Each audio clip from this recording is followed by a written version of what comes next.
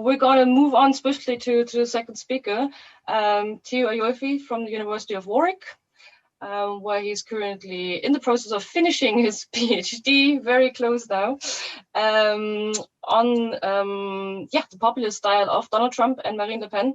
And his work very interestingly combines political science and theater and performance studies to generate some really new insights into populism with a focus on style and performative repertoires. And nativism, so far-right populism in particular. And his paper today draws on his thesis and is entitled "The Endless Quest for Authenticity, Populism, Political Performances, and Transgression as a Performative Strategy." And again, Theo, the screen is yours for the next 15 minutes. Thank you very much. Thank you very much. And thank you for this, this very laudatory introduction. I really appreciate it. So as it is the case, sometimes I apologize because the presentation I'm going to make is based on an article which has changed slightly in focus. So I talk less about authenticity.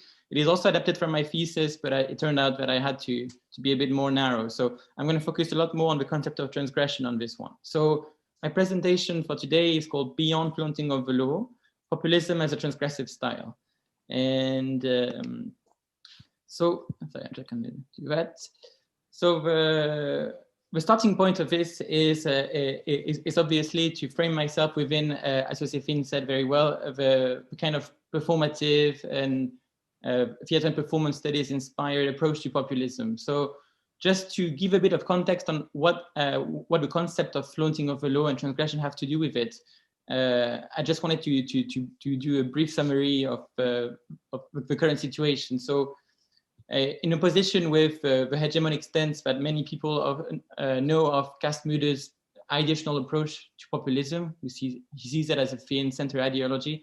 Critical scholars have, especially after the twin shock of Brexit and Trump, developed countless new definitions and ways to theorize the concept of populism. So, obviously, Moffat, for instance, who's the one that I'm closest to, talked about populism as a style. But others, like Aslanidis, talked about a discursive frame. Others talked about a democracy's pharmacon, a political logic, or even nothing more than a hype. But because these were a bit scattered and all of his definitions were kind of competing, it was interesting to see that the critical literature, in order to gain a bit more traction, decided to coalesce into something that is a bit more united. So I think it started with arguably the 9 rules of critical engagement that Declin, Glinos and Mondon developed in 2018. But most recently, we've seen very interesting convergence between the Lacanian school, so people like Yanis Stavrakakis, Panizza, and then the social-cultural and performative approaches to populism into what has been recently named the post-Lacanian consensus, which has led also to a very interesting edited volume called The Discursive and Performative Approach to Populism by Ostigi, Panizza, and Moffat. So my work definitely falls into this perspective, which means 4 main things. I'm not going to develop that in depth. I do that a lot in the article, but in a nutshell, avoiding normative judgment and moral bias. So starting from the idea, unlike people like Müller or even Pippa Norris, who talk about populism as a threat to democracy, I think it's important, especially drawing on the growing field of anti-populism studies, to kind of starting with the premise that populism is inherently evil. The second part is shifting from seeing populism as a set of beliefs, as an ideology, no matter how thin, and instead seeing it as a practice, as a way of doing politics. I personally use the word style, but it's definitely up to debate. And third, and a consequence from the second one, is that if we see populism not as an attribute, but as a practice, that means populism is gradational and not binary. It's not about who is or not populism, but more how much of a populism they are, a populist they are, or more accurately, how much of a populist style they borrow or they use. And the fourth one, which is especially dear to my heart, since as Josephine mentioned, I do come from a mixed background of performance studies and political studies. It's about embracing the performative tone in populism, which means, for the case of my article, to consider concepts like performance, actor, theatricality, performativity, and taking them seriously, not just as metaphors, but as a way to analyze populism. So To go back to this approach, the discursive performative approach that I discussed, one of the key concepts that I found pretty much everywhere in the literature and also in other approaches is the idea that populism is a flaunting of the law. It's something that you see elsewhere, as I said. Canoven, for instance, talked about the tabloid style of populism, and even Mudd and Rovira Kaltwasser say that populism is based on a simple and even vulgar Stammtisch, so beer table discourse of populist leader. And it's also a sort of sentence that you find elsewhere, even by opponents of populism, perhaps best epitomized by Michelle Obama's iconic line during the Democratic Convention of 2016, when she said, "When they go low, we go high," implying that populists or the enemies all go low. And this notion of the law originates in the work of Pierre Hostegui, who argue that the left-right axis that was used as a way to categorize political actors was insufficient to capture the complexity of politics in general, but also Latin American politics more specifically, since it was his area. And so in addition to this left-right axis, he added another orthogonal spatial axis, which he calls the high-low axis, which has to do with ways of being and acting in politics, or how to present yourself. I won't delve into the details, but there are two sub-dimensions of his high-low, the socio-cultural and the political-cultural. But to summarize very briefly and a bit roughly, Hostegui frames the high as well-behaved, polished, educated, cold, and the low as vulgar, coarse, popular, and warm. So he eventually refined his definition, adding a bit of a Lacanian flair to it by talking about populism as the antagonistic mobilizational flaunting of the law in 2017, which has led to this, for instance, quadrant. Because he equates the law with populism and the high with anti-populism, he frames actors, for instance, Nigel Farage and Sarah Palin in the populist right, whereas Hugo Chavez on the populist left. And while Hostegui argues that his definition is crisp and intuitive, what sets it completely apart from other definitions in the field is that he completely ignores the central concepts of the people and the elite, defining them a bit through the high and the low, but never using the terms. So many scholars have criticized him for that, starting with Moffat, who adapted his notion of the law by framing it as one among three central components of a populist style, which I agree. I think this kind of the flaunting of the law is perhaps, at least at best, seen as one of three.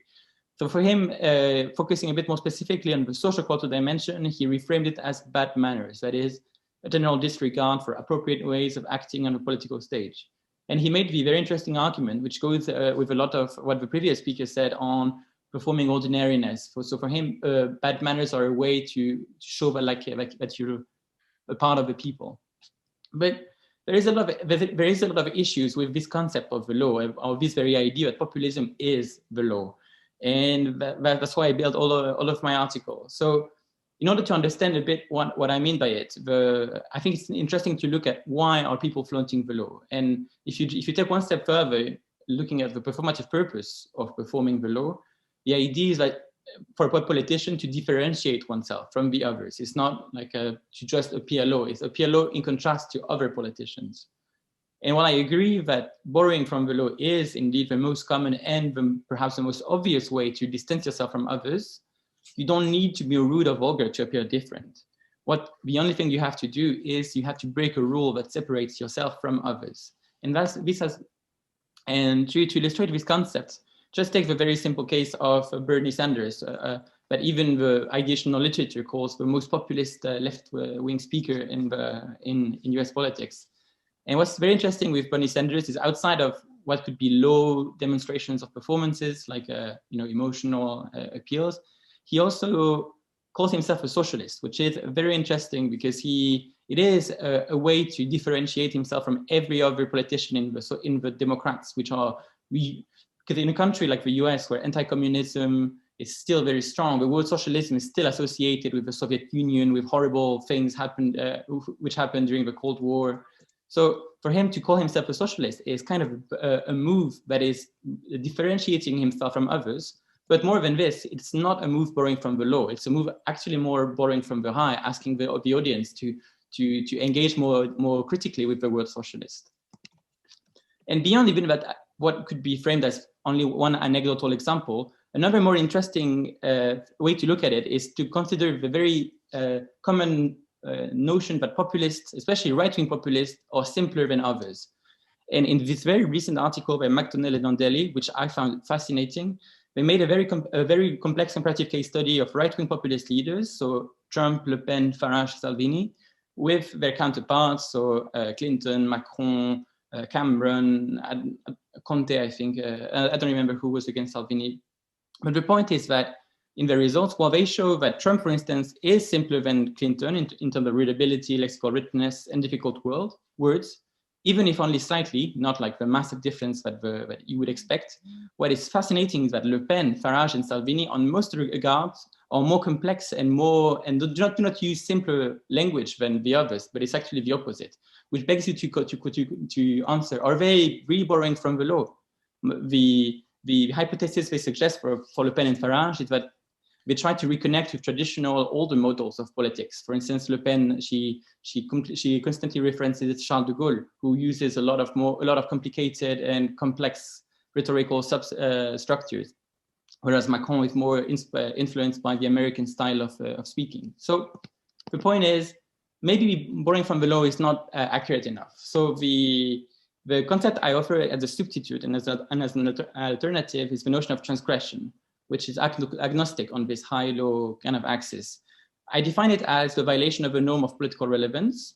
And I argue that it is much more versatile and flexible because first, it doesn't rely on a moral judgment or a reliance on a binary where one of the two terms governs the other to use a Derridian deconstruction. So you don't need to immediately frame populist as bad, as low. The word transgression is used in the literature in many different forms, but it's never used systematically. And the closest I found was the groundbreaking work of Sorensen, who talks about disruptive performances. But even but I haven't read her new book, which is going to be published in June, doesn't theorize it very much. So I want to fill that gap. And because this notion of transgression, as I defined, is extremely wide, what I offered as well is a typology of performances, or a way of transgressions, actually, depending on what norm they break. So the first type I see is transgression that disrupt interactional norms, that is, norms on how an actor interacts with others. The second type is transgression of rhetoric norms, so norms on the way actors express and present themselves. And the third type, perhaps the one most influenced by my focus on theater, is the transgression of theatrical norms, so the norms about the rules of a political game. The interactional norms include, first and foremost, the norm of respect of the others, but also other norms like equality between speakers, no physical aggression, which is a very legal and standard norm of democratic politics. And yes, the most standard way to break respect is definitely flaunting the law. So straightforward violations like insults and profanities. The case of Jean-Marie Le Pen, Jair Bolsonaro in Brazil, Rodrigo Duterte in the Philippines is very clear. But also you could just look at Donald Trump on Twitter, as my colleague just did. And for instance, look at this beautiful list of the 598 people, places, and things Donald Trump has insulted on Twitter, a complete list. I think it is fascinating. But there are other ways that are a bit more subtle than just insulting the other.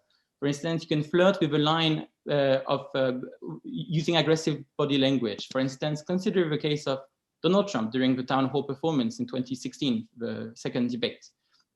You can see that he's never openly entering Clinton's physical space. He's not aggressing her, but he's flirting with the line. He's always very close, like a shark, just projecting power and strength, flirting with the violation of the line to show that he's here to show power and to show domination, so breaking the rules, but at the same time, not actively breaking the line, which shows that Trump is perhaps more subtle than just a very basic flaunting of the law.